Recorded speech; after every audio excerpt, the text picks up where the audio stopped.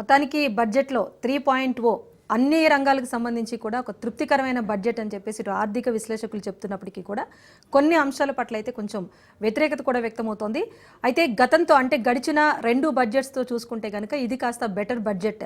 మరీ ముఖ్యంగా ఏదైతే పేద మధ్యతరగతి ప్రజలు ముందు నుంచి కూడా ఎక్స్పెక్ట్ చేస్తున్నారు అవన్నింటికీ కూడా అనుకూలంగానే బడ్జెట్లో ప్రకటనలు చేశారు నిర్మలా సీతారామన్. అలాగే ఎప్పుడూ కూడా పారిశ్రామికవేత్తలకు అనుకూలంగా నిర్ణయాలు తీసుకుంటారు అని చెప్పేసి విపక్షాలు నిరసనలు వ్యక్తం చేస్తున్న నేపథ్యంలో ఈసారి చూసుకుంటే కనుక పేద మధ్యతరగతి అటు వృద్ధులకు సంబంధించి కూడా కీలక నిర్ణయాలు వెలువడ్డాయి. అట్ ద సేమ్ టైం రైతన్నలకు సంబంధించి కూడా ప్రభుత్వం ఒక మంచి నిర్ణయం తీసుకుంది అనే విశ్లేషణలే ఇప్పటివరకు వినిపిస్తున్నాయి. పన్ను స్లాబ్ల పరంగా చూసుకున్నా కూడా సగటు వేతన జీవికైతే చాలా పెద్ద ఊరటగానే ఈ బడ్జెట్లో పేర్కొంటున్నారు. ఎందుకంటే దాదాపు 12 లక్షల వరకు కూడా పన్ను మినహాయింపు అనేది ఇచ్చారు కనుక ఇది ప్రతి ఒక్కరిపైన ప్రభావితం చూపించే అంశం. సో బడ్జెట్లో కీలకంగా దీన్ని అయితే పేర్కొంటున్నారు. ఇంకో విషయం బీహార్కు సంబంధించి కూడా చాలా కీలకమైన అంశాలు తెరమే తీసుకొచ్చారు. సో వచ్చే ఢిల్లీ బీహార్ ఎన్నికలను కూడా దృష్టిలో పెట్టుకుని ఇలాంటి నిర్ణయాలు ఉన్నాయని చెప్తున్నారు. గడిచిన మహారాష్ట్ర గుజరాత్ ఎన్నికల్లో బీజేపీ విజయం సాధించింది కనుక నెక్స్ట్ ఇవి చిన్న గ్యాలంగా తీసుకున్నారని చెప్తున్నారు. ఇంకా మరీ ముఖ్యమైనది ఏంటంటే మౌలిక సదుపాయాలకు సంబంధించి అయితే ఇన్వెస్ట్మెంట్స్ విషయంలో భారత్ ఎక్కువగా ఇన్వెస్ట్ చేస్తోంది. ఇది కొంత ఆర్థిక వ్యవస్థను డౌన్ సైడ్ తీసుకెళ్లే అంశం కనుక ఈ విషయంలో కాస్త ప్రభుత్వం ఇన్వెస్ట్మెంట్స్ తగ్గిస్తే బాగుంటుంది అనే అభిప్రాయం వ్యక్తమైంది. ఈ అంశంలో చైనాను ఎగ్జాంపుల్గా కూడా తీసుకుని చాలా విశ్లేషణలు బిఫోర్ బడ్జెట్ మనకు వినిపించాయి. ఏవైతే ఈ మౌలిక సదుపాయాలకు సంబంధించి పెట్టుబడులు పెట్టే విషయంలో భారత్ కాస్త ఆచితూచి నిర్ణయాలు తీసుకుంటే మంచిది అనే అభిప్రాయాలు కూడా వ్యక్తమైన నేపథ్యంలో వీటన్నింటికీ సీతారామన్ నిజంగానే చెక్ పెట్టారా, లేకపోతే ఇప్పటి వరకు ఆమె బడ్జెట్ ప్రసంగంలో ఇంకా ఏవైనా అసంతృప్తి ఉందా? గడిచిన బడ్జెట్స్తో పోల్చుకుంటే ఎక్కడైతే ఆర్థిక వ్యవస్థను పూర్తిగా గాడిలో పెట్టలేకపోయారు, కొన్ని ఉన్నత వర్గాలకు మాత్రమే లబ్ధి చేకూరేలా ఇప్పటివరకు బడ్జెట్ను ప్రవేశపెట్టారు అన్న ముద్ర నుంచి విమర్శ నుంచి ఇప్పటి బడ్జెట్ అనౌన్స్మెంట్స్తో ఇటు గవర్నమెంట్ బయటపడిందా లేదా అన్న అంశం అయితే మనం చర్చిద్దాం. పార్టిసిపేట్ చేస్తున్నారు బీఆర్ఎస్ నాయకులు గడ్డం శ్రీనివాస్ గారు. నమస్తే శ్రీనివాస్ గారు. వీరితో పాటు మధ్య శ్రీనివాస్ రెడ్డి గారు కూడా పార్టిసిపేట్ చేస్తున్నారు కాంగ్రెస్ నుంచి. నమస్తే అండి. నమస్తే. వీరితో పాటు బీజేపీ లీడర్ అల్జాపూర్ శ్రీనివాస్ గారు పార్టిసిపేట్ చేస్తున్నారు. నమస్తే శ్రీనివాస్ గారు. నమస్తే మేడం. అనలిస్ట్ మస్తాన్ రావు గారు కూడా పార్టిసిపేట్ చేస్తారు. వీరందరితో మాట్లాడదాం. సో ముందు శ్రీనివాస్ రెడ్డి గారిని తీసుకుంటాను. ఎందుకంటే కాంగ్రెస్ గవర్నమెంట్ ఎప్పుడు విమర్శించే విమర్శ రైతులకు ఎప్పుడు కూడా వ్యతిరేకమే బీజేపీ అన్నట్టుగా చెప్పుకుంటూ వస్తున్నారు కదా. సో ఇప్పుడు చెప్పండి, ఇప్పుడు రైతులకైతే కిసాన్ క్రెడిట్ కార్డు విషయంలో పరిమితి పెంచారు, రైతులకు సంబంధించి పూర్తి లబ్ధి చేకూర్చే ప్రభుత్వంగా ఉంది అని చెప్పేసి విశ్లేషణలు వస్తున్న నేపథ్యంలో మీరేం చెప్తారు? రైతులకు ఎలాంటి లబ్ధి పొందింది ఈ బడ్జెట్లో? గుడ్ ఆఫ్టర్నూన్ అండి. రాజు ప్రజానికానికి, అల్జాపూర్ శ్రీనివాస్ గారికి, అదేవిధంగా శ్రీనివాస్ యాదవ్ గారికి, మరి యాంకర్ రాజేశ్వరి గారికి, మస్తాన్ రావు గారికి అందరికి కూడా. ఇప్పుడు నాకైతే ఏమనిపిస్తుందండి, నేను ఒక యూనివర్సిటీ స్టూడెంట్, ఒక అడ్వకేట్ గా ఇది కొత్త సీసాలో పాత సార లాగానే కనిపిస్తుంది. ఇలా కొత్తదనం ఏమనిపించలే. చేసింది అదే, చెప్పే విధానంలో కొత్తదనం ఉంది తప్ప ఎక్కడ లేదు. ఇన్కమ్ ట్యాక్స్ అనేది ఎక్కడ మరి నాకైతే క్లారిటీ అనిపించలేదు. 12 లక్షల వరకు మీరు అన్నట్టుగా 12 లక్షల వరకు నో ట్యాక్స్ అన్నారు. మరి అట్లా చూసినప్పుడు 12 లక్షల ఆదాయం ఉన్న వారికి 5%, 12.8 నుంచి మరి 12 లక్షలు ఉన్న వారికి 10% అనేసి మళ్ళీ అదొక లిటిగేషన్ ఉంది. మరి ఆ 12 లక్షల రూపాయలు డైరెక్ట్ గా 12 లక్షల వరకు డైరెక్ట్ గా ఉన్నప్పుడు జీరో చేస్తే బాగుంటుంది కదా. మరి దీంట్లో స్లాబ్ సిస్టమ్ లాగా మరి ఎందుకు పెట్టారన్నది కూడా నాకు క్లారిటీ అనిపించలేదు. మీరు ఒక్కటే గమనించండి రాజేశ్వరి గారు, 12 లక్షల వరకు ట్యాక్స్ మినహాయింపు అన్నారు. అన్న తర్వాత 4 లక్షల ఆదాయం ఉన్న వారికి 5% పన్ను, 8 నుంచి 12 లక్షలు ఉన్న వరకు మరి ఈ స్లాబ్ సిస్టమ్ ఏందో మళ్ళీ అంతకాడికి వస్తుంది కదా. ఇప్పుడు మళ్ళా ఏం లాభం అసలు 12 లక్షల రూపాయల వరకు అబ్జల్యూట్. ఇప్పుడు చాలా మంది ఎంప్లాయీస్ కూడా చాలా ప్రాబ్లం అవుతుంది. ఎందుకంటే ఇది నేను కరెక్ట్ గా బడ్జెట్ టైంలో నేను చాలా స్పష్టంగా చెప్పదలుచుకున్నాను. చాలా మంది యూనివర్సిటీ ప్రొఫెసర్లు కానీ, ఎంప్లాయీస్ కానీ, గ్రూప్ 1 గ్రూప్ 2 ఆఫీసర్లు కానీ మనం ఒక చేతితో శాలరీ ఇచ్చి ఇంకో చేతితో తీసుకున్నట్టే ఉంది.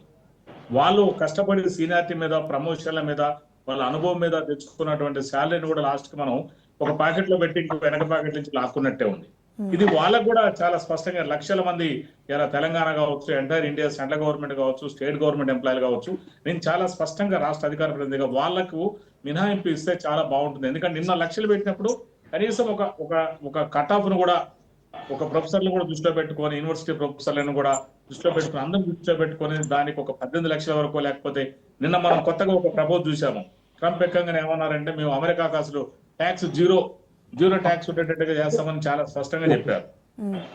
సో మనం కూడా కనీసం ఒక 18 లక్షల వరకైనా ట్యాక్స్ లేకుండా చేస్తే బాగుంటుందని నా అభిప్రాయం వ్యక్తిగతంగా. ఎందుకంటే ట్యాక్స్ అనేది వాళ్ళ శాలరీలు అన్ని కూడా పాపం ట్యాక్స్ రూపంలో పోతున్నాయి లాస్ట్కి వచ్చే వరకు. ఇవాళ మనం చాలా స్పష్టంగా చూస్తున్నాం, సాఫ్ట్వేర్ వాళ్ళు కనుక కష్టపడి సంపాదించుకున్న తర్వాత లాస్ట్ వచ్చే వరకు మళ్ళీ ట్యాక్స్ రూపంలో పోతుంది. సో ఇట్లాంటిది కూడా మరి ప్రభుత్వం దృష్టిలో పెట్టుకుంటే బాగుంటుంది. ఇప్పుడు మధ్యతరగతి ఇంకోటి మరి రైతులకు కూడా ఏమి ఇచ్చారనేది క్లారిటీ లేదు. గతంలో కాంగ్రెస్ పార్టీ ఉన్నప్పుడు కూడా వ్యవసాయ పరికరాల మీద ఎక్కడ కూడా ట్యాక్స్ లేవు.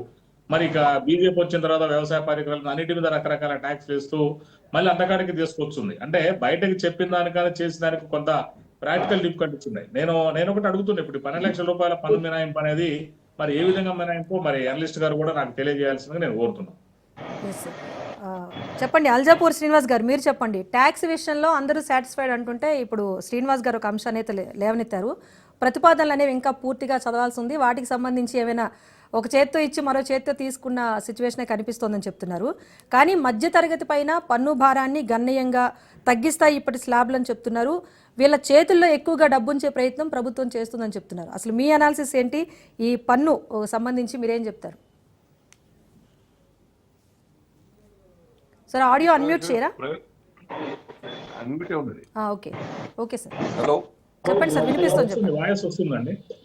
కాంగ్రెస్ పార్టీ భారతీయ జనతా పార్టీ ప్రవేశపెట్టినటువంటి బడ్జెట్ ను మెచ్చుకుంటే ఇక పార్టీ ఉండదు, వాళ్ళకి తెలుసు ఆ విషయం.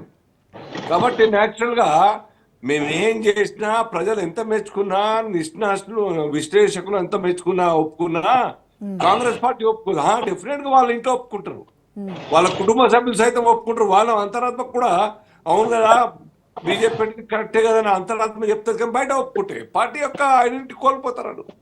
సో దేశవ్యాప్తంగా ఉన్నటువంటి పరిస్థితుల్లో ఇవాళ మీరు చెప్పినట్టుగానే మీ ఉపోద్ఘాతంలోనే అనేక సెక్టార్ ప్రజలందరూ కూడా ఈ యొక్క బడ్జెట్ ని వారి యొక్క అభిప్రాయాన్ని పాజిటివ్ గా పేర్కొంటా ఉన్నారు. కారణం ఏంది? సంథింగ్ యూనిక్ గా ఈ దేశ ఆర్థిక వ్యవస్థను గాడిన పెట్టి స్ట్రెంథెన్ చేసి మామూలు మిడిల్ క్లాస్ ఫ్యామిలీస్ యొక్క ఆర్థిక పరిస్థితి బాగుపరచడానికై వారిలో ఆత్మవిశ్వాసం నింపడానికి ప్రయత్నం చేసింది.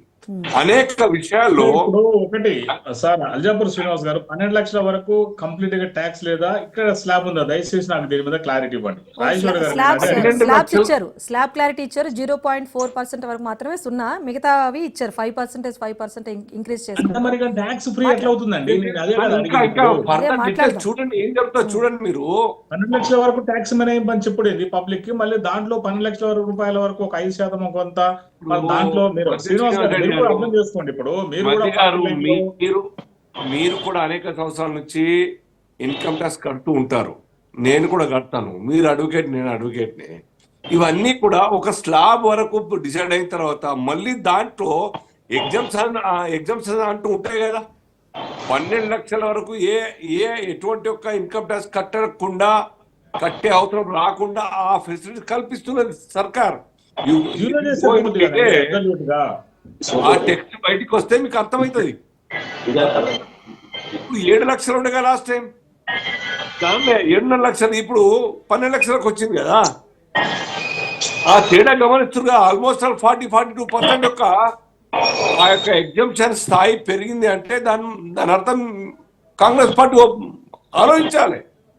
అలాగే రైతులకు ఒక ఆపన్న హస్తంగా నిలబడి వారి యొక్క కిసాన్ క్రెడిట్ కార్డుల యొక్క పరిమితి పెంచడం కావచ్చు, లేకుంటే అనేక రకాల పనుల మీద వారికి ప్రోత్సాహం కల్పించే విధంగా నిర్ణయాలు కావచ్చు, పేద మధ్యతరగతి కుటుంబాలకు ఆసరగా నిలవడానికి అనేక విషయాల్లో ఈ జిఎస్టిలో తగ్గించేటువంటి ఒక మళ్ళీ సెపరేట్ గా ఆలోచిస్తా ఉన్నది. ఇవన్నీ కూడా కామన్ మ్యాన్ ప్రోగా ఉన్నటువంటి బడ్జెట్ గా ప్రజలు మాట్లాడుతున్నారు, ఇది వాస్తవం కూడా. అలాగే అనేక మెడిసిన్స్ మీద కూడా, క్యాన్సర్ మెడిసిన్ కావచ్చు, ఇంకా ఇతరత్ర కావచ్చు, వాటి కూడా మరి ట్యాక్స్ లేకుండా, జిఎస్టీ లేకుండా చేసేటువంటి ప్రయత్నం చేస్తా ఉన్నది. ఇలా అనేక రకాలుగా కేంద్ర ప్రభుత్వం తీసుకున్న నిర్ణయాన్ని అందరూ స్వాగతిస్తా ఉన్నారు. డెఫినెట్ గా దీని ప్రభావం రాబోయే భవిష్యత్తు ఈ యొక్క జీడిపి అనేది స్ట్రెంథెన్ కావడానికి అవకాశం ఉంటుంది. ఇది ప్రజలంతా కూడా మెచ్చుకునేటువంటి ఒక బడ్జెట్ గా బీజేపీ మాట్లాడతారు. ఎస్ గడ్డం శ్రీనివాస్ గారు మీరు చెప్పండి. పన్నుకి సంబంధించి 12 లక్షల వరకు మినహాయింపు ఇచ్చామని చెప్తున్నారు. At the same time slabs కూడా అనౌన్స్ చేశారు. దీనిపైన ఒక క్లారిటీ లేదని చెప్తున్నారు. అంటే మినిమం ఎగ్జాంపుల్ ఒక 12 లక్షల వరకు సంపాదించే వ్యక్తి ఉంటే కనుక ఒక 70 to 80,000 వరకు కూడా ప్రయోజనం అనేది ఉంటుంది కొత్త సిస్టమ్తో అని చెప్తున్నారు. దీనికి సంబంధించి మీరేం చెప్తారు? ఎందుకంటే ఫస్ట్ నుంచి చాలా మంది ఇంట్రెస్టింగ్గా చూసిన టాపిక్ ఇదే. ఏం లేదండి, ఇది ఏంటి అని అంటే ఒక చేతితో ఇయ్యడం, ఇంకో చేతితో లాక్కోవడం. ఇది కండిషన్ అప్లై బడ్జెట్. ఇదంతా ఇది ఒక బూట దాఖలమైన బడ్జెట్. ఇది నిరుపేదలకు, పేదలకు, మధ్యతరగతి కుటుంబాలకు ఎటువంటి ప్రయోజనం లేనటువంటి బడ్జెట్ ఇది. ఎట్లుందంటే ఈ రాష్ట్రానికి ఏమైంది, ఒక పక్క బీజేపీ, మరో పక్క కాంగ్రెస్ ఈ ఆర్థికంగా వాళ్ళు పిడుగు గుద్దులు గుద్దుతా ఉన్నారు ఈ ప్రజల మీద, ఈ రాష్ట్ర ప్రజల మీద. దీనికి చిత్తశుద్ధి లేదు. ఈ బడ్జెట్ లో ఎటువంటి చిత్తశుద్ధి లేదు. ఇది కేవలం ఆనవాయితీగా వస్తున్న బడ్జెటే దీంట్లో కనబడుతుంది, కానీ దీంట్లో ఎటువంటి విప్లవాత్మకమైనటువంటి మార్పులు కనబడతలేదు. ఇది కేవలం తెల్ల పేపర్ని నల్ల పేపర్ రాతలు రాయిసి నల్లగా చేయడమే తప్పితే ఇంట్లో ఏమీ లేదు. ఇదంతా వేస్ట్. ఇదంతా ఓన్లీ ఏంది అని అంటే ప్రజలను మభ్యపెట్టి వాళ్ళ మీద పిడిగుద్దులు గుద్దుడే తప్ప ఇంట్లో ఏమీ లేదు. నేను ఒక్కటి చెప్తున్నా, ఈ ప్రజల మీద, ఈ దేశ ఆర్థిక పరిస్థితి మీద ఏదైనా వారికి చిత్తశుద్ధి ఉంటే మధ్యతరగతి వారికి, బీద వాళ్ళకి, బడుగులకు, అణగారిన వర్గాలకు మీరు ఏ రకంగా ప్రయోజనం చేస్తా ఉన్నారు. ఇవాళ రైతులు ముఖ్యంగా చూసుకుంటే 70% రైతాంగం మీద ఆధారపడి ఉన్న ప్రజలు వాళ్ళ పనిముట్లు కానీ, వాళ్ళ యూరియాలు కానీ వాళ్ళపైన పూర్తిగా జిఎస్టీలు ఇవన్నీ ఎత్తేయాలి. ఎందుకు ఎత్తేయద్దు? మీకు అక్కడ యూరియాలు అయితే ఇండస్ట్రీ వాళ్ళు కానీ, ధనికులు అయితే దానికి ఉపయోగపడదు కదా. యూరియాలు ఎవరికి ఉపయోగపడతాయి? ఇలా రైతులకు ఉపయోగపడతాయి. ఆ రైతుల మీద జిఎస్టీలు, సెంట్రల్ ట్యాక్స్, ఒక దిక్కంగా స్టేట్ ట్యాక్స్ ఎందుకు తీసుకురండి? ఒకటి మంచి ఇవాళ విప్లవాత్మకంగా మార్పు కనబడాలి తప్పితే కేవలము ఇది ఏంది కండిషన్ అప్లై బడ్జెట్ అంటే దీన్ని ప్రజలు మెచ్చుకోరు. ఇది కేవలం ఈ బడ్జెట్ మీద ఇది ఒక సమావేశం అనేది తూతు మంత్రం. ఇది ఏంటి అని అంటే ఏదన్నా మనకు ఒక పెను మార్పు కనబడ్డప్పుడు దాని మీద చర్చ, దాని మీద ఇష్టాగోష్ఠి ఉండి ప్రభుత్వానికి మంచి పేరు వచ్చే విధంగా ఉంటే దాంతో చర్చ చేయొచ్చు. కానీ ప్రభుత్వానికి ఏ రకంగా కూడా మంచి పేరు లేదు, ఈ బడ్జెట్ ద్వారా రావటం లేదు. అంటే కేంద్ర ప్రభుత్వానికి, ఇటు రాష్ట్ర ప్రభుత్వం కూడా ఎప్పుడు కానీ రైతులను విస్మరిస్తూ ఇవాళ ఎన్నో పథకాలను కాలరాసి మళ్ళీ వాళ్ళకి ఎట్లా అంటే కేవలం వాళ్ళను గుమ్రా చేయడమే, అంటే వాళ్ళను ఆగమాగం చేసేదే తప్ప ఇంకా ఏమి లేదు. ఇది వేస్ట్ బడ్జెట్. దీన్ని మేము ఈ బడ్జెట్ ని అంటే ఆనవాయితీగా వస్తున్న బడ్జెట్ గానే గుర్తిస్తాం, కానీ ఇది ఏదో మార్పులు తీసుకొచ్చే బడ్జెట్ కాదు. భవిష్యత్తులో ఈ బడ్జెట్ పైన ప్రజలకు ఎటువంటి ఆర్థిక వెసులుబాటు కానీ ఏ రకంగా ఈ బడ్జెట్ నుంచి వాళ్ళకు రాదు ప్రజలకు. రైట్. శ్రీనివాస్ గారు, అల్జాపూర్ శ్రీనివాస్ గారు చెప్పండి సార్. 2016 తర్వాత నుంచి కూడా ఆర్థిక వ్యవస్థను గాడిలో పెట్టలేకపోయినా ఒప్పుకునే ప్రయత్నం కేంద్రం చేయట్లేదు అనే విమర్శ ప్రధానంగా వస్తోంది. సో గడిచిన 2 బడ్జెట్తో పోల్చుకుంటే ఇప్పుడు పన్ను స్లాబ్లకు సంబంధించి కూడా ఒక వారం రోజుల తర్వాత ఫుల్ క్లారిటీ ఇస్తామని నిర్మలా సీతారామన్ గారు చెప్పినప్పటికీ కూడా ఒక స్టాండర్డ్ డిడక్షన్తో ఆ రిలీఫ్ అనేది నిజంగా వస్తుంది అంటారా? ఎక్స్పెక్ట్ చేయొచ్చు అంటారా? డెఫినెట్గా ఇవన్నీ లేకుండానే ఈ యొక్క బడ్జెట్ను ప్రవేశపెట్టిందా ప్రభుత్వం? ఆ క్లారిటీ ఇస్తారు. దేశ ప్రజలందరూ కూడా మెచ్చుకునే విధంగానే ఉంటుందని మొదలే చెప్పడం జరిగింది. చాలా థరోగా ఎక్సైజ్ చేయడం జరిగింది. సర్వే చేయించడం, సర్వేని ఆధారంగా మార్పులు చేర్పులు చేయడం జరిగింది. యావత్తు దేశ ప్రజలు ఎవరైతే బడ్జెట్ అప్లికేబుల్ ఉంటారో ప్రజలందరూ కూడా వారికి అందరికీ ఊరట కలిగే విధంగా ఆ ప్రిపరేషన్ జరిగింది. అది ఇంకో 3-4 రోజులు 5-6 రోజుల్లో తెలుస్తుంది.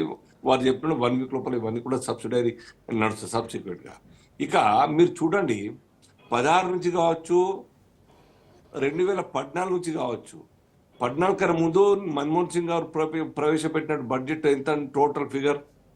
16,15 కోట్లు, 16.15 lakh crores. ఇవాళ ఎంత ఉంది? 50 లక్షలు దాటి. ఎంత పెరిగింది? 3 times పెరిగింది కదా. ఎట్లా పెరిగి ఉంటుంది? ఈ దేశంలో ప్రజలు ఇన్కమ్ ట్యాక్స్ ఉండి కూడాను కట్టలేనటువంటి కట్టకుండా ఉండేటువంటి ప్రజల్ని కూడా దీంట్లో తీసుకురావడం, ఈ స్ట్రీమ్లో తీసుకురావడం జరిగింది. దేశ డెవలప్మెంట్ కోసం మీరు ముందుకు రాండి అని చెప్పేసి 500 పర్లేదు, 1000 రూపాయలను పర్లేదు మీకు కట్టడానికి ముందుకు రాడని చెప్తే 2.5 కోట్ల యొక్క ఇన్కమ్ ట్యాక్స్ రిటర్న్స్ ఫైల్ అవుతా ఉంటే ఇవాళ 6 కోట్లకు పెరిగింది. ఎట్లా పెరిగి ఉంటుంది? అందులో 30%, 40% zero income tax returns file చేసినా పేమెంట్ ఏం చేయకుండా రిమైనింగ్ అంతా పెరగడం కారణం బడ్జెట్ పెరిగింది. సో 16 లక్షల నుంచి 50 లక్షల పైన రావడం అంటే దేశ ప్రజలకు మోదీ గారి మీద, మా ప్రభుత్వం మీద విశ్వాసం, కళ్ళ ముందర డెవలప్మెంట్ చూస్తూ ఉన్నారు. సమాంతరంగా అన్ని రంగాల్లో డెవలప్మెంట్ యాక్టివిటీస్ నడుస్తూ ఉన్నాయి. అన్లైక్ కాంగ్రెస్ గవర్నమెంట్లో అనేక ఇష్యూలు మనం చూస్తాం. వారు ఏ రంగం మీద కూడా దృష్టి పెట్టలేదు. దానికి కారణంగా ప్రపంచంలో ఇండియా అంటే ఎక్కడ ఉన్న విషయం మనం ప్రశ్నించుకునేటువంటి పరిస్థితి ఉండే. ఇవాళ అమెరికా, చైనాతో సమానంగా పోటీ పడే పరిస్థితులు ఉన్నాం. ఇవాళ 5వ ఎకానమీగా మనం తయారైనాం. ఇది అప్పుడు 11 నుంచి ఇవాళ 5వ దానికి వచ్చినాం. ఇంకా టార్గెట్ ముందర పెట్టినాం. 3rd లార్జెస్ట్ ఎకానమీగా మేము లక్ష్యం పెట్టుకోవడం జరిగింది. ఇవన్నీ కూడా అభివృద్ధి దశలో పోయితేనే సాధ్యమవుతాయి, కష్టపడితేనే ఇవన్నీ సాధ్యమవుతాయి. ఇవన్నీ మీరు చూడండి. ఇవాళ కూడా అనేక దేశాల్లో రాజేశ్వరి గారు పోస్ట్ కోవిడ్ ఆర్థిక పరిస్థితి ఉన్నాయి. ఎన్ని దేశాలు దివాలా తీస్తాయి. ఈవెన్ అమెరికా కూడా పెద్ద అగ్రరాజ్యం కావచ్చు, ఫినాన్షియల్ గా స్ట్రాంగ్ హోల్డ్ కలిగి ఉన్నట్టు దేశమే కావచ్చు, బట్ వాళ్ళు కూడా సఫర్ అయినారే. మనం ఎక్కడ ఆ రకంగా సఫర్ కాలేదు. డిస్పైట్ మనం అంతా కూడా ఇంకా సపోర్ట్ చేస్తూ పోయినా అనేక దేశాలకు. ఇప్పుడు అది కాదండి, ఇప్పుడు నేను ఒక మాట చెప్తాను.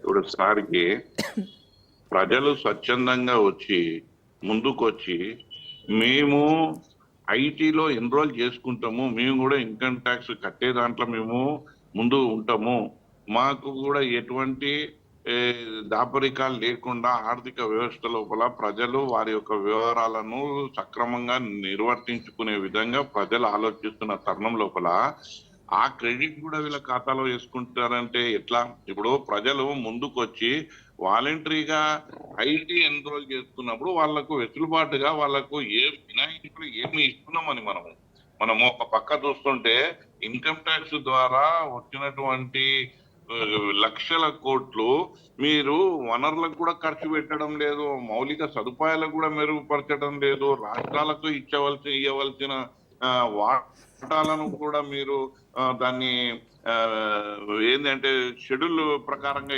ఇవ్వట్లేదు. ఇవన్నిటి చూస్తుంటే ఇది కేవలము ఈ దేశం లోపల లిబరలైజేషన్ ఏదైతే సంచలనం అప్పుడు మన్మోహన్ సింగ్ గారు ఇచ్చిండ్రో దాని తర్వాత ఆ బడ్జెట్ ముందు ఇవన్నీ ఏమి లెక్కకు రావు. ఏదన్నా బీజేపీ ప్రభుత్వము ఏదన్నా చెప్పుకోవాలి అని అంటే వాళ్ళు మంచి మనసుతోని హృదయంతోని వాళ్ళు ఇవ్వాల్సిన అవసరం ఉంటది. కానీ ఇట్లా చూద్దాం ఫైనల్ గా ఐటీ యాక్ట్ కూడా ఉంది కాబట్టి దానిలో మరి ఏమైనా ప్రత్యేక అంశాలు పొందుపరుస్తారని చూద్దాం. అనలిస్ట్ మస్తాన్ రావు గారు కూడా జాయిన్ అయ్యారు. నమస్తే మస్తాన్ రావు గారు. బడ్జెట్ 2025 to 26 దీనిపైన మనం మాట్లాడుతున్నాం. 3.0 బడ్జెట్ కాస్త ఆశాజనకంగా ఉంది అని అనలిస్ట్ చెప్తున్నప్పటికీ ఇప్పటికీ ప్రతిపక్షాలు అయితే నిరసన వ్యక్తం చేస్తున్నాయి. మరీ ముఖ్యంగా 12 లక్షల వరకు కూడా పన్ను మినహాయింపు ఇచ్చినప్పటికీ స్లాబ్స్ విషయంలో ఇంకా కాస్త కన్ఫ్యూజన్ ఉంది అన్నది ప్రతిపక్షాలు ఆరోపిస్తున్న అంశం. మాట్లాడదాం. మస్తాన్ రావు గారు చెప్పండి, పన్ను స్లాబ్స్ విషయంలో చూసుకుంటే కనుక కొంత కన్ఫ్యూజన్ ఉంది ఇంకా అని చెప్తున్నారు. 12 లక్షల వరకు మినహాయింపు ఉండనప్పటికీ కూడా స్లాబ్స్ పరంగా చూసుకుంటే అప్ టు 4 lakhs మాత్రమే జీరో చెప్తున్నారు, మిగతా అంతా 5% ఇంక్రీజ్ చేస్తూ వస్తున్నారు అప్ టు 16 lakhs. దీనికి సంబంధించి ఫుల్ క్లారిటీ ఏమైనా చెప్పగలుగుతారా మస్తాన్ గారు? అంటే మొత్తానికి ఇప్పుడు ఈ ఎన్డీఏ ప్రభుత్వం ప్యానెల్లో ఉన్న పెద్దలకి, అదేవిధంగా రాజేష్ పక్షులకి, మీకు అందరికి గుడ్ ఆఫ్టర్నూన్ అండి. ఇప్పుడు ఆదాయ పన్నుకి సంబంధించి ఏదైతే ఎక్స్పెక్ట్ చేస్తా ఉన్నారో ఆ ఎక్స్పెక్టేషన్ కి రీచ్ అవుతుంది అనేది ఇప్పుడు నాకు అంటున్న సమాచారాన్ని బట్టి అయితే ఉంది. ఎందుకంటే ఇప్పటివరకు ప్రతి బడ్జెట్ లో ఎదురు చూడటం శాలరీ పీపుల్ ఎవరైతే ఉన్నారో, అంటే ఇన్కమ్ ట్యాక్స్ కట్టే, ఆదాయ పన్ను ఖచ్చితంగా కట్టే వాళ్ళలో, అంటే మ్యాండేటరీగా వాళ్ళ వేతనాల నుంచి, జీతాల నుంచి మినహాయించుకునే జీవులు ఎవరైతే ఉన్నారో ఆ కేటగిరీకి సంబంధించిన అందరికీ కూడా ఇప్పుడు తీసుకున్న నిర్ణయం మాత్రం ఖచ్చితంగా మేలు చేస్తుంది అనేది నేను చార్ట్ అకౌంట్స్ తో వీళ్ళతో కూడా కొంతమందితో మాట్లాడటం జరిగింది. ఇప్పుడున్న ఈ ఎన్డీఏ ప్రభుత్వం వచ్చినప్పటి నుంచి ఇప్పుడు తీసుకున్న నిర్ణయం, ఈ ఏడాది బడ్జెట్ లో తీసుకున్న నిర్ణయం మాత్రం ఖచ్చితంగా మేలు చేస్తుంది అనేది చెప్తా ఉన్నా. ఎందుకంటే ఇప్పుడు మొత్తంగా చూసినట్టయితే ఈ స్లాబులు వీటికి సంబంధించి కొంత మీరు అన్నట్టు క్లారిటీ రావాల్సి ఉన్నప్పటికీ కూడా 12 లక్షల రూపాయల వరకు మాత్రం ఖచ్చితంగా అందరికీ కూడా ట్యాక్స్ లేకుండా ఉండే పరిస్థితి ఉందనేది నాకు చెప్పిన ఇది. మరి మిగతా మన శ్రీనివాస్ రెడ్డి గారు కానీ వీళ్ళు కానీ ఇంకా క్లారిటీ చెప్పాల్సింది. నేను ఇప్పటి వరకు మనకి అంటే బడ్జెట్ అబ్జర్వ్ చేసిన వాళ్ళు, అంటే మనం జనరల్గా పొలిటికల్ గా ఉన్నప్పటికీ కూడా కొంతమంది చార్ట్ అకౌంట్స్ తో మాట్లాడినప్పుడు వాళ్ళు చెప్పిన ఇదేంటంటే ఇప్పటి వరకు ఉన్న స్లాబుల కంటే కూడా ఇప్పుడు తీసుకున్న నిర్ణయం అయితే మేలు చేస్తుంది అనేది ఖచ్చితంగా చెప్తున్నారు. అదే జిఎస్టీ అండ్ కస్టమ్స్ మినహాయింపులు చూసుకున్నా కూడా ప్రభుత్వానికి అయితే 2600 కోట్ల వరకు కూడా నష్టం వస్తుంది. ఇది కాస్త వేతన జీవులకి ప్లస్ గా మారుతుందన్న అంశం చెప్తున్నారు. మీరన్నట్టుగా ఒకవేళ ఐటీ యాక్ట్ క్లారిటీ ఇచ్చిన తర్వాత లేకపోతే కొత్త ప్రతిపాదనలు ఏవైతే చేరుస్తారో అవి చేర్చేకి ఏమైనా క్లారిటీ రావాల్సి ఉంటుంది. ఒకటి చెప్పండి మస్తాన్ గారు, ఓవరాల్ గా వారం రోజుల్లో కొత్త ఆదాయ పన్ను బిల్లు ఒకటి తేపోతున్నారు కాబట్టి దానిలో ఇంకా మరింత క్లారిటీగా ఏమేమి వస్తాయి అనేది కూడా ఈవినింగ్ అంటే మొత్తం అది డాక్యుమెంట్ చూసిన తర్వాత కానీ మరింత క్లారిటీ వచ్చింది అనేది నేను చెప్తా ఉన్నాను. చెప్తున్నారు ఇంకేదో అడుగుతున్నారు. ఓకే అండి, అంటే వేతన జీవులకి అయితే ఊరట అని చెప్తారు ఓవరాల్ గా ఇప్పుడు మీకున్న ఇన్ఫర్మేషన్ ప్రకారం. ఇక మిగతా మొత్తం 27 కీలక రంగాలకు కూడా ఒక ప్రాధాన్యత ఇస్తామని కేంద్రం చెప్పింది. సో రైతులు కానివ్వండి, స్టూడెంట్స్ కానివ్వండి, లేకపోతే ఎడ్యుకేషన్ కంప్లీట్ చేసుకొని కొత్తగా బిజినెస్ స్టార్ట్ చేసే స్టార్టప్స్ కానివ్వండి, వీటన్నింటికి కూడా ఊతనిస్తామని చెప్పింది. సో ఈ రంగాలకు సంబంధించి ఎలా అనలైజ్ చేస్తారు? అంటే ఇప్పుడు మొత్తం ఇప్పుడు నిర్మలా సీతారామన్ గారు మనం ఆమె స్పీచ్ కానీ అక్కడ బడ్జెట్ ప్రవేశం చేసిన మొత్తం వివరించిందంతా చూస్తే గనక వాళ్ళు ప్రధానంగా ఏ రంగాలకు ప్రాధాన్యత అనేది చెప్పిందండి. ఫస్ట్ వ్యవసాయం దానికి సంబంధించి అత్యధిక ప్రాధాన్యత ఇస్తా ఉన్నారు. రైతులకు సంబంధించి మేలు చేసే నిర్ణయాలు అనేది ఉంటాయన్నారు. అదేవిధంగా ఎంఎస్ఎంఈలు అంటే పరిశ్రమలు ప్రోత్సహించేది కూడా అత్యంత ప్రాధాన్యత కలిగిన ఇదిగా వాళ్ళు పెట్టుబడులు, ఆ తర్వాత ఎగుమతులకు సంబంధించి వీటికి సంబంధించి అత్యంత ప్రాధాన్యత రంగాలుగా ఈ బడ్జెట్ లో ఆమె పేర్కొనడం జరిగింది. అదేవిధంగా కొత్తగా ఉడాన్ పథకం కింద విమానాశ్రయాలు రానున్న 10 ఏళ్ల కాలంలో దాదాపు 120 కొత్త ఎయిర్ రవాణా మార్గాలను కనుక ఆమె అభివృద్ధి చేస్తామని కూడా చెప్పడం జరిగింది. సో ఇవన్నీ కూడా అంటే విద్య ఎవరైతే అంటే ఇప్పుడు ఆర్టిఫిషియల్ ఇంటెలిజెన్స్ వస్తా ఉంది, ఇప్పటి వరకు ఐటీ రంగానికి, శాస్త్ర సాంకేతిక రంగానికి మాత్రమే ప్రాధాన్యత ఇచ్చారు. ఇప్పుడు ఏదైతే మనం అందిపుచ్చుకోవాల్సిన అవసరం ఉందో ఆర్టిఫిషియల్ ఇంటెలిజెన్స్ కూడా అత్యధిక ప్రాధాన్యత ఇస్తామని చెప్పేసి ఆమె ఇప్పుడు ఇవన్నీ కూడా మీరు చెప్పిన స్టార్ట్అప్ కంపెనీలు ఏవైతే ఉన్నాయో వాటన్నిటి కూడా ప్రోత్సహించే విధంగానే ఈ నిర్ణయాలు మనకి కనిపిస్తా ఉన్నాయి అనేది నేను చెప్తానండి. అయితే ఇక్కడ పొలిటికల్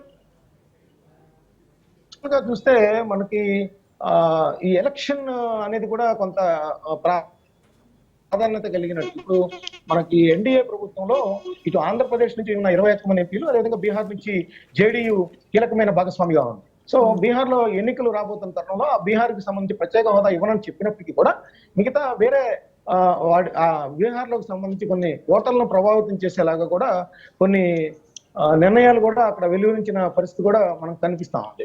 సో వేరేజ్ 21 మంది ఎంపీలు సపోర్ట్ చేస్తున్న ఆంధ్రప్రదేశ్ కి అంతగా ప్రాధాన్యత ఇచ్చినట్టుగా ఈ బడ్జెట్ లో అయితే కనపడలేదు. పోలవరానికి సంబంధించి కూడా టోటల్ గా పునరావాసానికి సంబంధించిన నిధులు కూడా భరిస్తామని మొదట చెప్పినప్పటికీ కూడా అది ఎక్కడ క్లారిటీ ఇవ్వలేదు. సో విద్య, ఆరోగ్యానికి సంబంధించి కూడా ఇప్పుడు తీసుకున్న నిర్ణయాలు అంటే కొన్ని ప్రాణాధార ఔషధాలకు సంబంధించి ఏవైతే ట్యాక్స్ మినహాయింపులు ఇచ్చారో వాటికి కూడా కొంత ఆహ్వానించదగ్గ పరిణామంగా నాకైతే కనిపిస్తాం. రైట్, మాట్లాడదాం సార్. గడ్డం శ్రీనివాస్ గారు, ఇప్పుడు మీరు చాలా మంచి ప్రశ్న అడిగిందండి.